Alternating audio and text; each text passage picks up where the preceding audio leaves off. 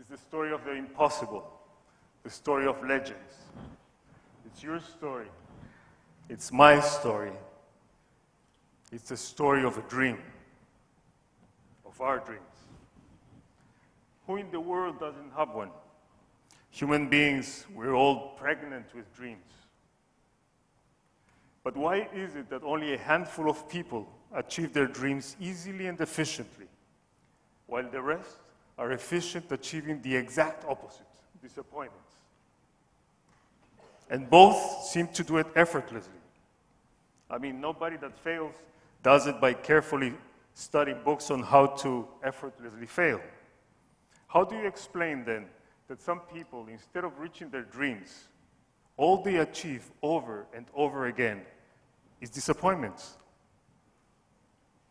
And how do you explain that some people achieve dreams that seem impossible, that can only be explained as pure luck or as a miracle? What hidden patterns are there that can explain this mystery? Let's start with a premise. We all are born equal in two aspects. First, we're all born pregnant with a seed, the seed of our dreams. What is your dream? What is your dream? And second, fear. What are your fears? And why is the most important of the two? Because fear is the poison that kills our dreams. And because fear is the only one we can control. Human beings, we're haunted by fear and pregnant with dreams. Therefore, the challenge is not that we don't have dreams. We're born with them, and we will certainly die with them inside of us if we allow our fears to kill them before they're born.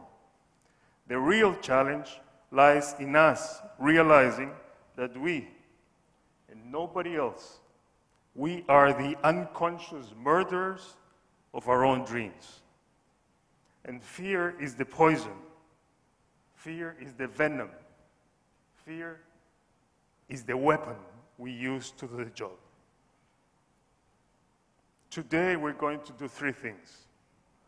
First, we're going to remember and imagine our dreams and breathe new life into them. Second, we're going to realize what are the fears that poison our dreams. And third, we're going to discover the antidote for fear and how to inject it. Let me tell you a very short, long story. Just like everyone else, I was born with a dream.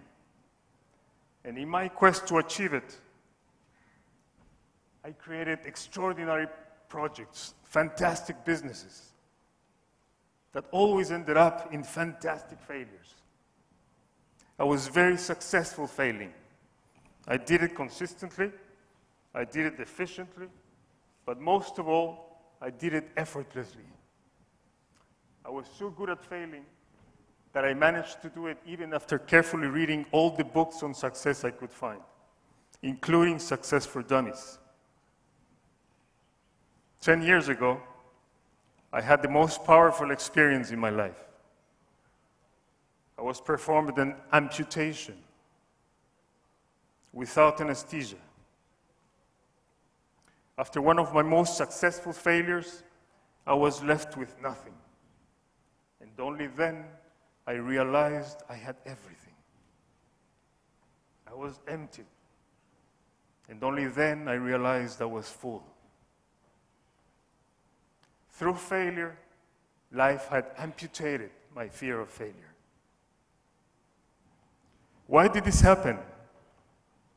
As you'll see by the end of my speech, it all started with a question, the wrong question. I feel privileged to be able to share this with you today, and I thank you for that. This formula that I'm about to tell you, this experience helped me understand life as a formula, as a mathematical formula, an equation I call the antidote for fear.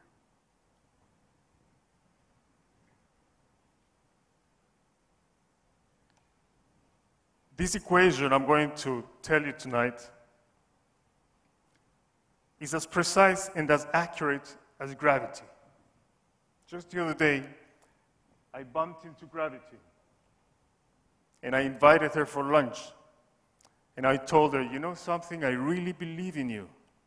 And every time I ask people if they believe in you, they all say yes. She started laughing.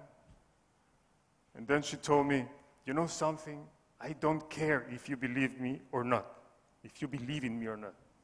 I work for everybody, 100% of the time. I work better than FedEx, in every climate, in every country. I've always worked, and I will continue to work.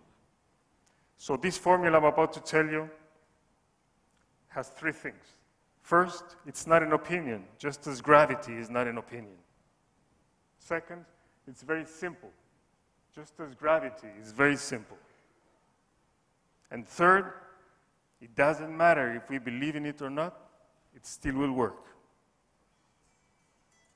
So here's the formula. If we want to create a finished product, everything in creation has been created through the same process. Creation is a process, and it has three stages. If we want to create a finished product, we need the raw material, and we need to process it. If we want to harvest the fruit, we need to plant a seed, and we need to fertilize it. Disappointments and dreams, successes and failures are a finished product. They are a result of raw material being processed. Both are harvested. Both are a result of a seed being planted and fertilized over time. So what's their seed? And what's their fertilizer? The seed of disappointment is desire. And fear, it's fertilizer. It's very easy to produce disappointments. We just need the raw material to desire something, and we need to fertilize it with fear. And our desires will transform into disappointments. But if we want to harvest our dreams, we need to fertilize our desires with the opposite of fear, with courage. And our desires will transform and manifest as our dreams, as our successes. So let's make an inventory. We all have desire, and we all have fear. Where can we buy courage, this magic fertilizer? The bad news is that courage is not sold by the pound. The good news is that courage is also a finished product, and it has its own raw material, its own seed, and its own fertilizer. But to understand how we can produce courage, it's easier to understand how to produce the opposite of courage. More fear. A mathematician would call it probably fear raised to the power of 2. Some people call it panic. It's very easy to produce panic. We just need the raw material, fear, and we need to fertilize it with selfishness. And our fears will expand and grow and mutate into panic. But if we want to harvest and produce courage, we need to fertilize our fears with the opposite of selfishness, with generosity. And our fears will transform into courage. So the bad news is that we cannot eliminate fear. The good news is that fear is just raw material, the raw material of courage. The good news is that fear is not a choice. If we didn't have fear, we wouldn't be human. The good news, let's stop telling ourselves, let's stop telling the world, and let's stop telling our loved ones, don't be afraid or don't have fear. Fear is not a choice. Nobody chooses to have fear. It's inherent to our nature. It's our seed. It's actually a blessing. Just as cacao beans are a blessing because without them we wouldn't be able to have chocolate. And just as barley is a blessing, because without it we wouldn't be able to have beer. So fear is not a choice, and courage is not a choice either. Courage is the result of a choice. So don't worry about not having fear, and don't worry about having courage. Forget about the seed and forget about the result. Let's focus and let's worry about the choice. Generosity is a choice, as selfishness is a choice. So how do I choose generosity? It's easier to consciously choose generosity if we first understand how we unconsciously choose selfishness. And it's very easy to produce selfishness. We just need to complain about anything, or even better, about everything. We have to be very careful, very disciplined, to focus on what's negative about us, about our loved ones, about the neighbor, about the weather, about the traffic. Actually, the best and most efficient way to become a walking complaint is to compare ourselves with those who have what we lack, and never to compare ourselves with those who don't have what we have. For example, those with the brand new shoes. Be careful never to compare yourself with those who have no shoes, because then we would not be complaining. Let's stop for a moment right now and ask ourselves, what are your 3 favorite daily complaints? The sweetest ones, the ones we enjoy most. So complaint for what we have breeds need for what we lack. We become needy. And that is how we produce selfishness. But if we want to produce generosity, we have to do the opposite of complaining and choose gratitude. And focus on what's positive about us, about our loved ones, the world. And the best and most efficient way to become a grateful person is to compare ourselves with those who have no shoes. Let's stop for another moment.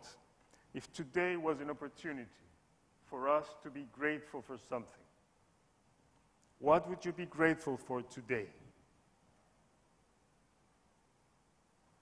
Gratitude for what we have breeds abundance. And abundance breeds generosity. That is how you produce it. So we have dissected, we have deconstructed the formula to its basic ingredient. Gratitude is the antidote for fear. If gratitude is the antidote for fear, how do I inject it? Allow me to tell you a quote that has been attributed to many people throughout history that have said the same thing in different versions. Choose your thoughts, because your thoughts become your words. Your words become your actions. Your actions become your habits. Your habits, your character. And your character is your destiny.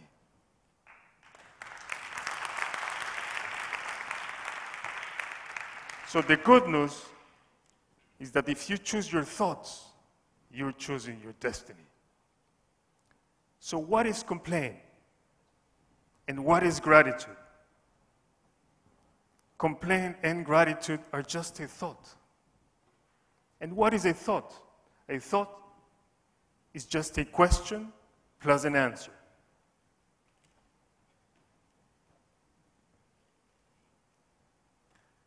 And what's a question?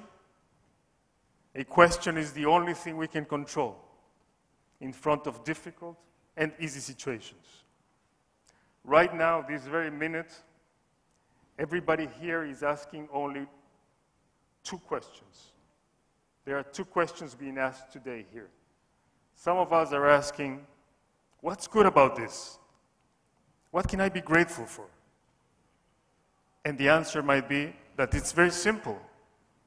I was thirsty and I have water now. Some other ones might be asking, what's bad about this? What can I complain for? And the answer might be, it's too simple. It sounds too good to be true. Choose your questions because they become your destiny. Gratitude is the antidote for fear, and the question is the syringe. We have arrived at the end of our journey today. In life, we can choose to be a river, or we can choose to be a swamp. The talent of the swamp is the same talent as the river. It's water. Human beings, you and me, everybody, we have talents. Talent is simply energy, raw potential. It's neither good nor bad. It can be good or it can be bad. Depends on how we choose to use it. We can choose to use our talents to build or to destroy, to become stagnant, decay, and isolate ourselves like the swamp, or to give, to share, and irrigate fields like the river. The paradox of the swamp is that the less it gives, the more it dries up. The paradox of the river is that the more it gives, the more it receives. The more it shares, the more it grows. And as a result of sharing its water with the valley, every river reaches its dream, the ocean. Every single one of your dreams here tonight is possible to be achieved. There is only one impossible thing in life, only one, and that's to plant an apple and to harvest an orange. That's impossible. So it's impossible, not improbable, but impossible for you to plant gratitude and not harvest your dreams. Why? Because gratitude breeds abundance, and abundance breeds generosity, and generosity breeds courage, and courage is the fertilizer of the seed of your dreams. What are the talents you feel most grateful for, most proud of? And how can you share them generously with humanity to build a better world? Let us be a river and not a swamp.